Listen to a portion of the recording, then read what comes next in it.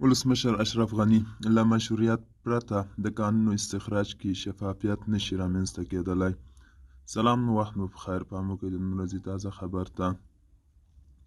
ولسمشر غني د خپلو درسونو په لړ کې د کانونو ارزښت په اړه وایي تر ځمکې لاندې منابع د افغانستان لپاره د خدای جل جلاله یو لوی نعمت دی، خو له دغه نعمت څخه د استفادې لپاره همغسې چې اړینې تخنیکي پوهې ته اړتیا ده، اقتصادي مدیریت هم مهم دی.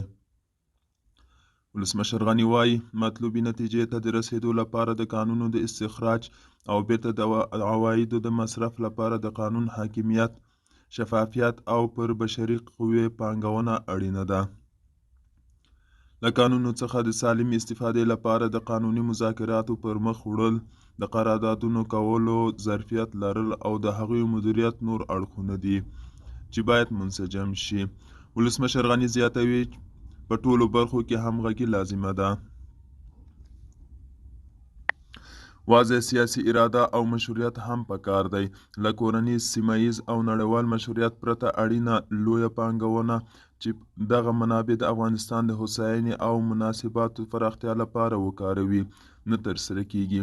ښاغلی غني د دغو پورته ټولو اړینو اجزاو له انسجام پرته په هیواد کې د کانونو روان استخراج ته په اشارې زیاتوي. په قاچاقي ډول د کانونو استخراج د شبکو له لوري کیږي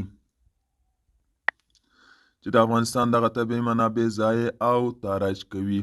که غواړو د افغانستان د هوساینې لپاره یې استفاده کړو نو باید تخنیکي او مدیریتي پوهه موجوده وي.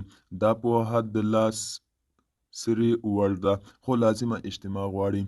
ولسمشر غني د تخنیکي پوهې د یو بیلګې په توګه وایي د نړیوالو معیارونو پر اساس که تاسې د مسو کان یو قرارداد ورکوئ نو قراردادي به له کان څخه یوازې مس ترلاسه کوي او د استخراج پر مهال نور منابع کوربه هیواد ملکیت دی. خو په افغانستان کې همدا اوس کانونه په داسې ډول په قرارداد ورکړل شوي چې قراردادیان د استخراج پر مهال ټول څه خپل ملکیت بولي او د چور په توګه یې له ځان سره وړي. د کابل پولی تخنیک پوهنتون د یو استاد د تحقیقاتو پر اساس چې په خپله یې دکتورا په انګلستان کې پر عینک کان لیکلی وو، یوازې په عینک کان کې 18 قسمه مرمر دي. په دې معنی چې یو قرارداد خو ټول دغه منابع قراردادي ته نشي ورکول کېدی. دوستانو دا و د نن ورځې چمتو خبر تر بیا هم په الله سپارم. ښې چارې، ښه وخت.